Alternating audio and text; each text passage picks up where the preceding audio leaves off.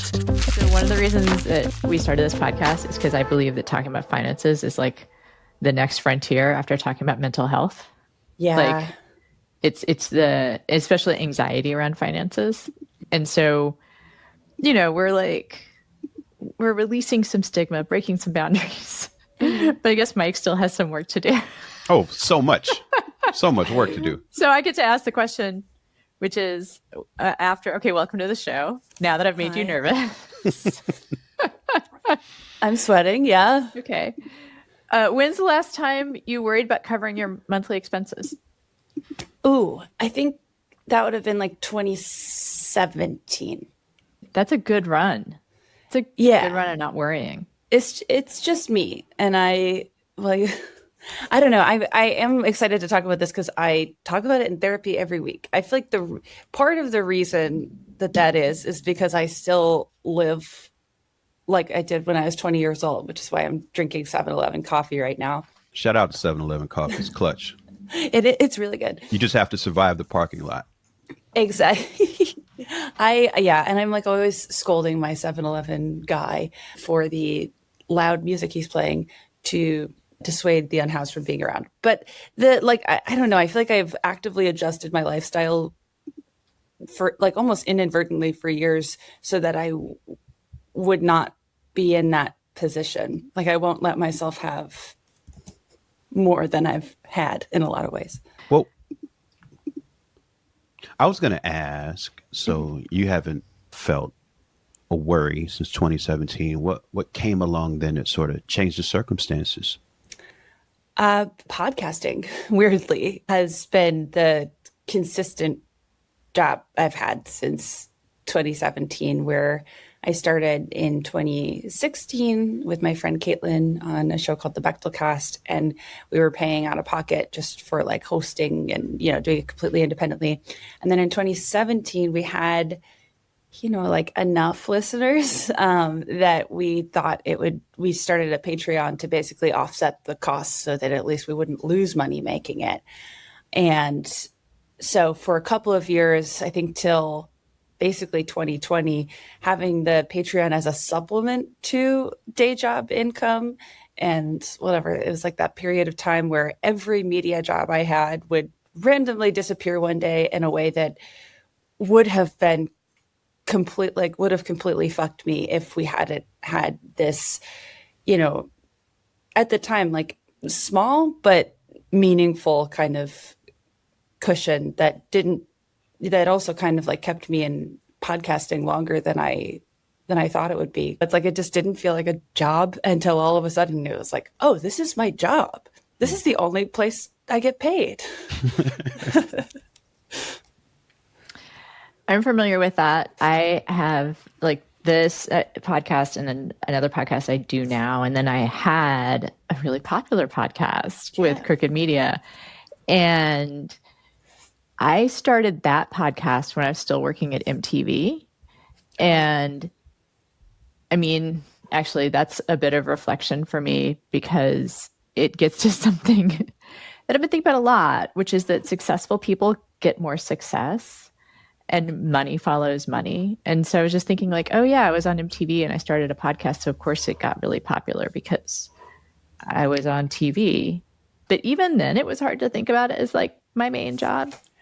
I had the same thing. I mean, because I don't know if it was because it was so new or I think about often I was like touring in 2018 because that was how it was very important to me to think of myself as like my job as a comedian. Mm-hmm. I just don't get paid for it. Wow. And so, yeah, for years it was like, you get a few weeks of TV work here and there. It's not enough to string together. So I'm like, well, that's why I'm doing this. But I remember having this conversation with another comedian where I was being so like, to be clear, this isn't my job because I thought it would be embarrassing if it were, which I don't know. Like, I don't feel that way now, but there was a time where I really was like, this isn't going to be forever. I don't know. A thing that we talked about with a couple other people on the show, which is adjusting to having security after long periods of not having security. Mm-hmm. And that can be its own kind of mental hump, like to get to a place where you feel safe. So you stop living in scarcity because you've had a scarcity mindset for so long. Yes. Yeah, that's completely what I've, I almost even like hesitate to say I've struggled with it, but maybe that's just me being evasive. It's definitely what I've done. All of my choices reflect that. Well, and without, I mean, well, feel free to, share just as much as you're comfortable sharing. But I'm curious if you feel like you talk about it in therapy so much, but you feel mostly settled in it. What do you think is the driver that makes it such a constant issue in therapy? Well, I mean, it's weirdly, I mean, maybe I'm therapying right now. I, We It happens. welcome that. It Like, happens. yes, it is podcasting. it's true. It's true. I think with the scarcity stuff, it connects to so many areas of my life in a way that like it comes up even when I'm not trying to bring it up, where there's, anytime like a silly example, but probably a normal example is like, it took me months to be comfortable getting a yoga membership that I could afford. And it was not going to like, I wouldn't need to really change anything about my life to do it. And I liked it and it made me feel better. But it took me months to just commit to doing it because it felt extraneous and it felt like, well, I don't need this. So why would I do it? It felt like just, I don't know, some like Catholic guilt stuff that was, very much mirrored to me with my parents. Yeah, I mean, I could keep going, but I was Please like, do. well, my dad passed last year, and Right. he very much had scarcity mindset till the bitter end, and in a way that like my family, like we didn't have a lot of money. But we were like lower middle class where, there were things that I couldn't have, but I was never hungry. Like I was lucky. But my dad kind of continued to live this very scarcity mindset life in a way that I assumed he was doing because he couldn't afford to do other stuff and he wouldn't accept financial help from other people, very boomer dad stuff. But when he passed, he had money saved. Like it didn't need to be like that. And it wasn't enough. It wasn't a ton of money, but it was enough that he didn't need to be doing all of those things.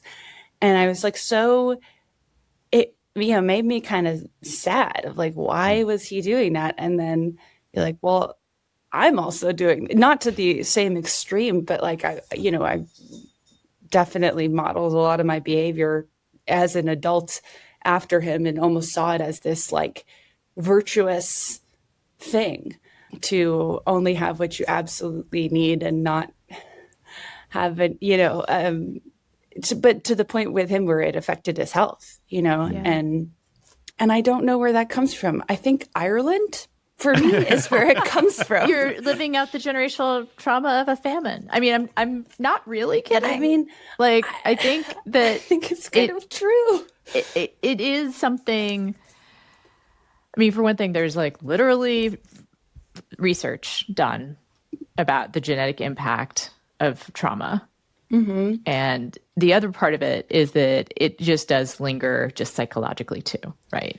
Like it's going to linger that way. And if someone patterned that for you, I kind of think there's two different ways to go. I feel like we go to either extreme, right? Right. Like when someone patterns a behavior for you as a parent, like the response is either I'm going to do exactly what that person does, or there's like a trauma response that's like, fuck that.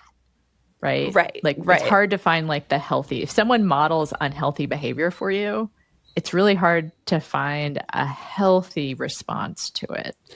Yeah. Yeah. It's something, I mean, I had a close friend of mine, like we had very, very similar upbringings and like modeling. And yeah, she just went the other way. And she was just, I don't know, like bawling out in a way that I was like, I can't do that. And she's like, well, we have the same job. You make the same amount of money as I do. You can, you're just not. But also she had issues with debt for years after that because of that mind. So it was like, I don't know. No, a balance was simply not struck for either of us.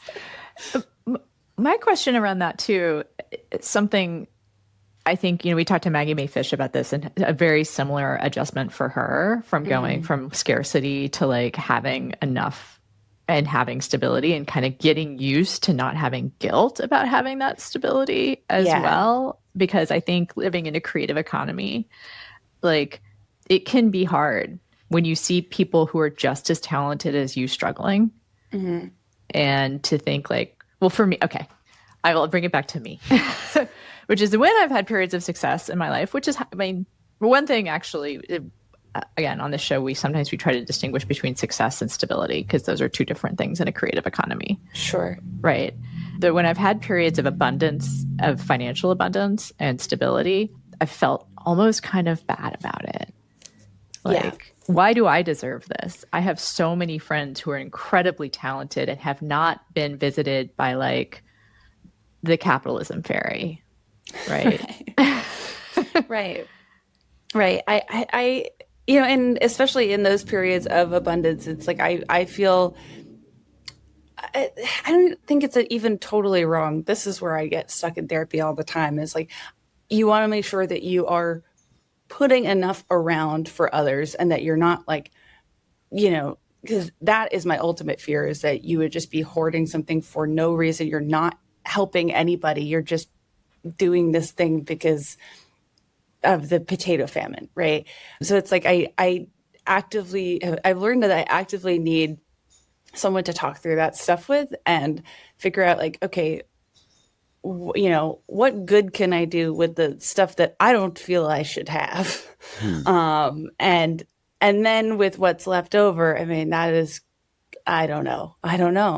I think that, like, again, with my dad's illness and then passing last year, I talked about it a lot with like my brother and my family. And I was, my brother was like, why do you do that? Like, it's weird. And he lives paycheck to paycheck. And he's like, it doesn't make me feel any better watching you do it. Like, and I was like, well, you never know, like something terrible could happen. And then I'll be really glad that I have been doing this, And he was like, well, look around. It is the worst case scenario. Like, it's happening.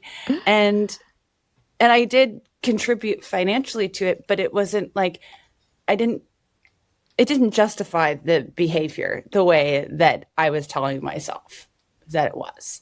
And the way that I think my dad thought of, like, I think part of the reason that he didn't give himself, just like basic, a little treat here and there, is because he was worried that something horrible would happen to me or to my brother, and that he wouldn't be able to help us because he had this treat once, Is that part of what the work looks like, though? If you're working on, not having that feeling of scarcity sort of inform how you're, navigating your life financially, like, is part of your work like making or little treat is part of your work, a little putting treat. yourself making yourself comfortable with giving yourself a treat. I guess so. Yeah. I mean, and again, I feel guilty doing it. So there's much work to be done. But yeah, something like truly things that were like, the more recent thing was taking yoga classes. Right. That's okay. But it used to scale back worse. I mean, my best friend and her infinite patience had to, probably 5 years ago, just talk me into like a couch that wasn't broken. And, I was like, well, it's technically still a couch. And she's like, yeah, but it's on the floor. It has no legs. I was like, it's charming and people like it, and just it was in this back and forth with her. And yeah, I think that part of the work is feeling like it's okay to have a couch with legs. I don't know why I struggle with that concept so much.